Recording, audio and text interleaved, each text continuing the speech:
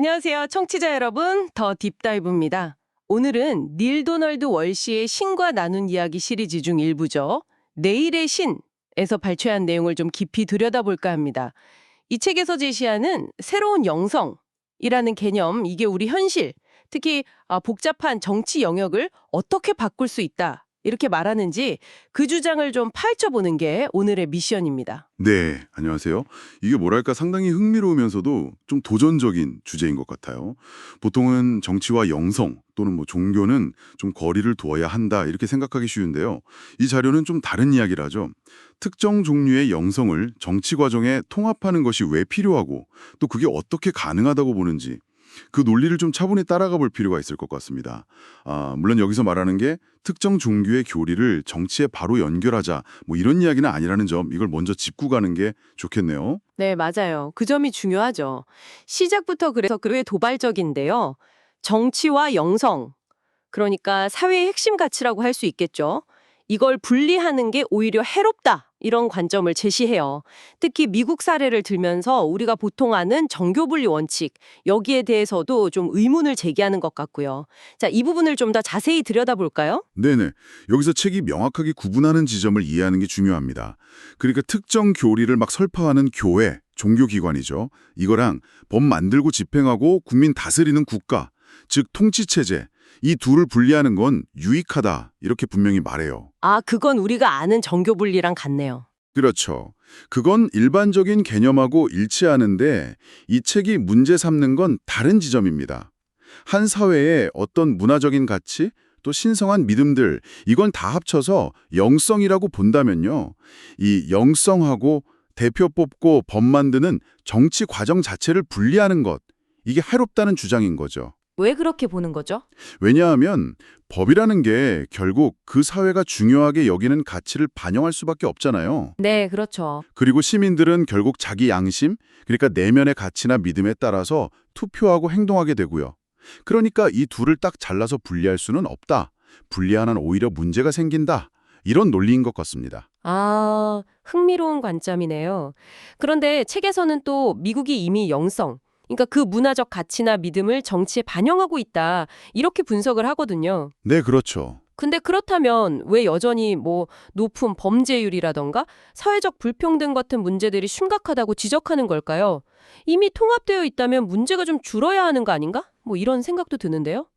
바로 그 질문이 이 책의 어떻게 보면 핵심 진단으로 이어집니다. 문제는 영성을 정치에 통합하느냐 마느냐 그 자체가 아니라는 거예요. 아, 그래요? 네, 현재 통합되어 있는 그 영성의 성격 또는 질, 이게 문제라는 거죠. 다시 말해서 책에서는 이걸 어제의 신이라고 표현하는데요. 분리의식, 우월감, 심판이나 복수 같은 개념들, 이런 것에 기반한 좀 낡은 영성이 정치와 결합하면서 오히려 사회 문제를 더 깊게 만든다. 이렇게 분석을 하는 거죠. 아하. 이게 지금 우리가 겪는 많은 사회 문제들의 아주 뿌리 깊은 원인 중 하나다. 이런 관점이에요. 그래서 단순히 영성을 정치에 더 끌어오자 이게 아니라 어떤 종류의 영성을 통합할 거냐, 이게 핵심 질문이 되는 겁니다. 아, 그렇군요. 통합 자체가 문제가 아니라 통합되는 영성의 내용이 중요하다. 네, 이해가 되네요. 여기서 또 미국의 핵심 가치로 꼽히는 자유에 대한 아주 독특한 해석이 나오는데, 와, 여기가 정말 흥미롭습니다. 이 책에서는 자유라는 단어랑 신이라는 단어가 거의 동의어처럼 쓰일 수 있다, 이렇게까지 말하거든요. 네, 그렇죠. 이건 일반적인 종교적 관점하고는 좀 많이 다른 접근 아닌가요? 네, 맞아요. 굉장히 좀 파격적인 주장인데요. 이 책의 논리를 한번 따라가 보면 이렇습니다. 우리가 보통 신의 속성이라고 생각하는 것들이 있잖아요. 예를 들면 전능함, 뭐든지 할 수 있는 거, 전지함, 모든 걸 아는 거, 네. 또 무한함, 어디에나 있음, 편재성 같은 것들. 이게 가만 보면 본질적으로 완전한 자유의 다른 표현이라는 거예요. 아, 자유의 다른 표현이다. 네, 어떤 제약도 없이 무엇이든 할 수 있고 원하는 어디든 갈 수 있고 모든 걸 아는 상태. 이게 바로 완전한 자유의 정의 아니라는 거죠. 그리고 미국이라는 나라는 그 정치 시스템을 통해서 바로 이런 신적인 속성, 즉 신이 부여한 불가침의 권리로서의 자유, 이걸 사회적으로 구현하려고 계속 애써왔다. 이렇게 분석을 해요. 그러니까 자유를 최고의 가치로 삼는다는 것 자체가 어찌 보면 인간 안에 내재된 어떤 신적인 가능성을 실현하려는 시도다. 이렇게 해석하는 셈이죠. 그렇군요. 자유를 거의 신적인 속성과 동일시하는 거군요. 와, 그럼 미국이 이렇게 중요하게 여기는 이 자유라는 가치가 어떻게 전 세계적인 갈등의 원인이 된다고 보는 걸까요? 그 연결이 좀 궁금한데요. 네, 이 책에 따르면 모든 문화권이 자유를 미국처럼 똑같이 이해하거나 최우선 가치로 두지는 않는다는 점. 여기서 갈등의 씨앗이 생긴다고 봐요. 아, 가치관의 차이이군요. 그렇죠. 어떤 문화권에서는 인간이 신처럼 완전한 자유를 추구하는 걸 뭐랄까 좀 오만한 시도다 혹은 스스로 신이 되려는 교만이다 이렇게 받아들일 수 있다는 거죠.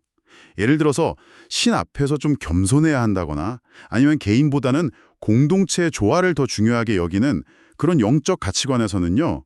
개인의 어떤 무한한 자유 추구가 오히려 좀 위험해 보이거나 이기적으로 보일 수도 있는 거예요. 네, 그럴 수 있겠네요. 이렇게 신과 인간의 관계, 그리고 자유의 의미에 대한 아주 근본적인 영적 믿음의 차이가 결국 문화적 오해나 충돌을 낳고 이게 극단적으로 가면 뭐 종교 전쟁 같은 형태로 폭발하기도 한다. 이런 주장입니다. 아, 따라서 진짜 해결책은 군사력이나 경제력으로 상대를 누르는 게 아니고 서로의 가장 깊은 믿음, 즉 영적인 차원에서 서로 이해하고 변화하는 것. 여기서 시작되어야 한다. 강조하는 거죠. 와, 정말 근본적인 진단이네요. 군사나 경제 문제가 아니라 영적인 차원의 변화가 필요하다.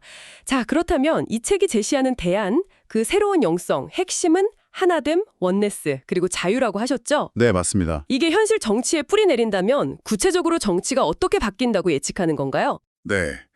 이 새로운 영성의 두 기둥, 하나됨과 자유가 정치 시스템 전체에 미칠 아주 혁명적인 변화들을 구체적으로 그리고 있어요.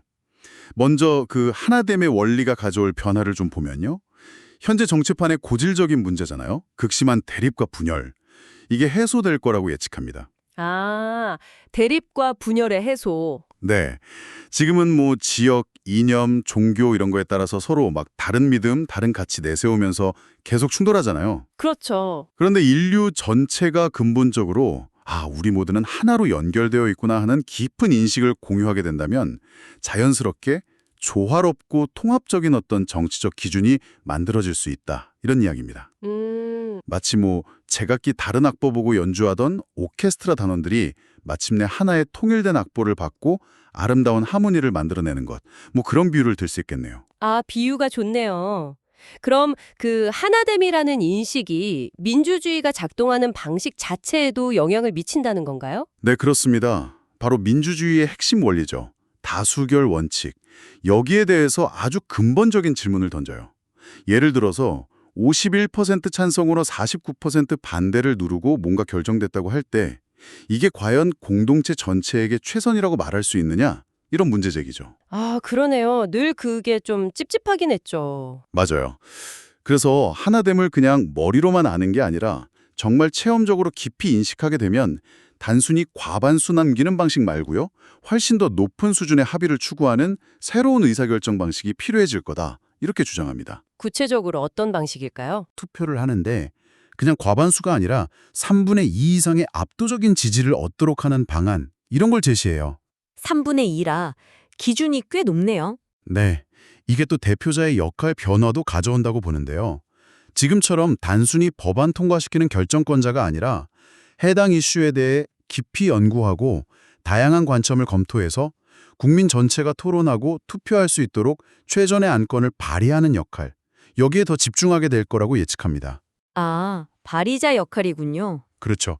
그리고 이런 대표자들은 뭐 비교적 짧은 주기로 교체될 수도 있다고 보고요. 청취자 여러분도 한번 상상해 보시면 어떨까요? 중요한 국가 정책을 내 스마트폰으로 직접 참여해서 결정하는 그런 미래의 모습. 와, 직접 민주주의가 훨씬 강화되는 거네요. 대표자 역할도 바뀌고 상당히 급진적인 제안입니다. 그렇다면 다른 한 축인 자유의 원리는 정치에 어떤 변화를 가져올 거라고 보나요? 우선적으로 예측하는 건 독재나 권위주의 정권의 종말입니다. 아, 독재의 종말? 네. 사람들이 자기 내면에 이미 신과 같은 본질, 즉 완전한 자유가 있다는 사실을 깨닫고 또 우리가 서로 연결되어 힘을 합쳤을 때 발휘되는 그 거대한 집단적 힘을 인식하게 된다면 더 이상 소수의 권력이 다수를 억압하는 그런 체제를 용납하지 않을 거다. 이런 논리죠. 네. 자유로운 존재고 우리에게는 변화를 만들 힘이 있어. 이걸 자각하는 순간 외부적인 억압은 힘을 잃게 된다는 거죠. 그런데 현실에서는 좀 두려움 때문에 사람들이 자유를 포기하고 안정을 선택하는 경우도 흔하잖아요. 예를 들어 티러 위협 같은 거 있을 때 감시 강화를 받아들이는 것처럼요. 아, 정확한 지적이십니다. 이 책에서도 바로 그 점, 두려움과 죄의식, 이 두 가지 감정을 인류의 가장 큰 적으로 꼽아요. 두려움과 죄의식? 네. 이게 사람들로 하여금 스스로의 자유를 막 내어주고 외부의 통제나 안전보장을 갈망하게 만든다고 분석하거든요. 하지만 새로운 영성이 전하는 핵심 메시지, 즉 우리 안의 신성함과 본래적인 자유에 대한 자각, 이게 궁극적으로는 이런 두려움에 기반한 시스템들을 극복할 힘을 줄 거라고 주장합니다. 네. 이걸 일종의 영적 권리 운동, spiritual rights movement라고 표현하기도 하는데요. 영적 권리 운동? 네. 우리를 억압하고 통제하는 어떤 외부의 신이나 권력에 대한 낡은 믿음에서 벗어나서 우리 안에 원래 있는 참된 자유와 힘을 되찾으려는 운동이다. 이런 의미인 것 같아요. 아, 그렇군요. 정치 과정의 투명성 문제나 정치 자금 조달 방식에 대해서도 꽤 구체적인 아이디어가 있었던 것 같은데요. 네, 맞아요. 우리 모두 하나다라는 인식이 깊어지면 정치 과정에서 숨길 게 없어지고 완전한 투명성이 자연스럽게 요구될 거라고 봅니다. 우리가 서로 분리된 존재가 아니라 연결된 하나라는 걸 진짜 알게 되면 상대방 막 깎아내리고 비방하는 식의 그런 네거티브 정치 공세, 이것도 의미를 잃고 사라질 거라고 예측하고요. 네. 정치 자금 문제에 있어서도 좀 급진적인 제안을 해요. 특정 이익 집단의 영향력을 아예 원천 차단하기 위해서 모든 정치 자금은 오직 공공기금, 즉 모든 시민이 동등하게 기여하는 자금으로만 충당되어야 한다. 그리고 이 기금은 모든 자격을 갖춘 후보자에게 공평하게 분배되어야 한다. 이렇게 주장합니다. 공공기금으로만. 네. 더 나아가서는 강압적인 세금 제도 자체를 아예 폐지하고요. 세금 폐지요? 네. 모든 시민이 자기 수입의 일정 비율, 예를 들어 10% 정도를 자발적으로 중앙기금에 자동 이체하는 시스템, 이런 걸로 전환하는 아이디어까지 제시해요. 와, 자발적 기부 시스템이라니 그게 가능할까요? 이 시스템에서는 누가 참여하고 누가 참여하지 않는지가 투명하게 공개된다고 해요. 그래서 강압이 아니라 어떤 동료의식, 그리고 인간의 선한 본성 있잖아요. 서로 돕고 기여하고 싶어하는 마음, 여기에 호소해서 참여를 유도한다는 그런 구상입니다. 정말 파격적이네요. 세금 폐지의 다발적 기부 시스템이라니. 와, 정부의 역할 자체에 대한 근본적인 전환 아이디어도 제시되는데 그 해결책 공유 본부, 솔루션 쉐어링 허브라는 개념이 특히 좀 인상 깊었습니다. 아, 네. 여기서 특히 주목할 만한 점은 이거예요. 이 책은 인류가 지금 겪고 있는 대부분의 심각한 문제들 있잖아요. 빈곤, 질병, 교육 불균형, 환경 파괴 같은 거요. 이런 문제들에 대한 효과적인 해결책들이 사실 이미 지구상 어딘가에서는 성공적으로 시도되고 실행되고 있을 가능성이 매우 높다. 이렇게 지적합니다. 아, 이미 해결책이 있다. 네.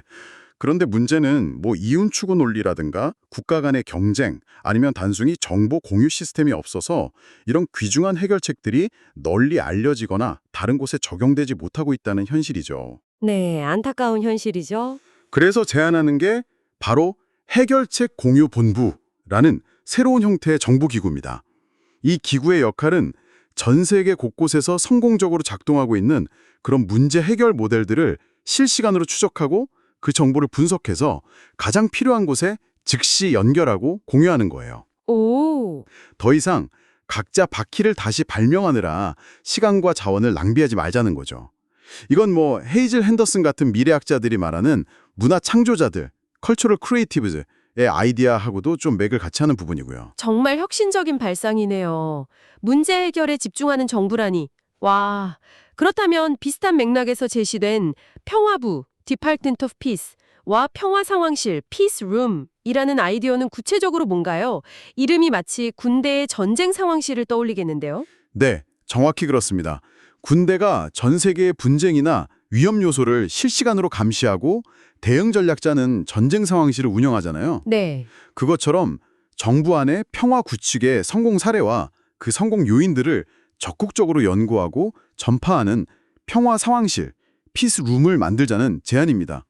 이건 미래학자 바버라 막스 허버드의 아이디어에서 영감을 받았다고 하는데요. 아, 그렇군요. 현재 대부분의 정부나 국제기구가 갈등 관리나 분쟁 해결에 초점을 맞추고 있다면 이 평화 상황실은 한 걸음 더 나아가는 거죠. 평화가 어떻게 성공적으로 만들어지고 유지될 수 있는지 그 근본적인 원리나 조건들을 체계적으로 탐구하고 그 지식을 전 세계적으로 공유하자는 겁니다. 아, 평화 창조에 집중하는 거군요. 그렇죠. 즉, 정부의 핵심 기능을 단순히 문제가 터진 후에 대응하는 걸 넘어서 적극적으로 평화를 창조하고 성공적인 해결책을 확산시키는 방향으로 전환하자. 이런 아주 희망적이면서도 능동적인 비전이라고 할 수 있겠습니다. 네.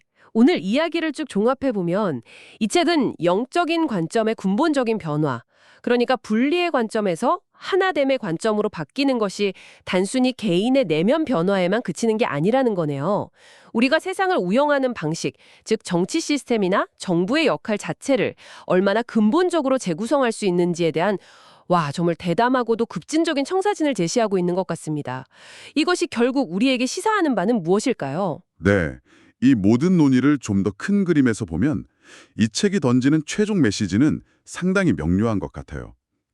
인류가 직면한 이 복잡하고 어려운 문제들의 궁극적인 해결책은 뭐 표면적인 정치적, 경제적 조정만으로는 도달하기 어렵다는 거죠. 네. 우리 존재의 가장 깊은 차원, 즉 우리가 세상을 어떻게 바라보고 이해하는가 하는 이 영적인 차원에서의 근본적인 전환, 이게 먼저 이루어져야 한다는 겁니다. 아, 근본적인 인식의 전환이 먼저다. 그렇죠. 세상을 바꾸고 싶다면 먼저 세상과 우리 자신, 그리고 뭐 신이든 우주든 생명이든 각자가 부르는 그 이름에 대한 우리의 가장 근본적인 믿음과 이해부터 바꿔야 한다. 어찌 보면 이게 가장 혁명적인 주장일 수도 있겠습니다. 네, 정말 깊은 메시지네요. 청취자 여러분께 마지막으로 함께 생각해 볼 질문을 던지면서 오늘 마무리할까 합니다. 오늘 저희가 살펴본 자료는 우리 시대의 많은 문제들에 대한 효과적인 해결책들이 이미 존재하지만 여러 가지 이유로 제대로 공유되거나 실행되지 못하고 있다고 주장했습니다. 청취자 당신이 개인적으로 알고 있거나 혹은 경험한 사례 중에서 정말 중요하고 시급한 문제에 대한 효과적인 해결책인데도 널리 알려지지 못했거나 제대로 실행되지 못하고 있다고 생각하는 것이 있다면 무엇인가요? 그리고 그 이유는 무엇이라고 생각하시는지요? 잠시 시간을 내셔서 스스로에게 이 질문을 한번 던져보시면서 오늘 저희가 나눈 이야기의 의미를 다시 한번 되새겨보는 시간을 가지시면 좋겠습니다.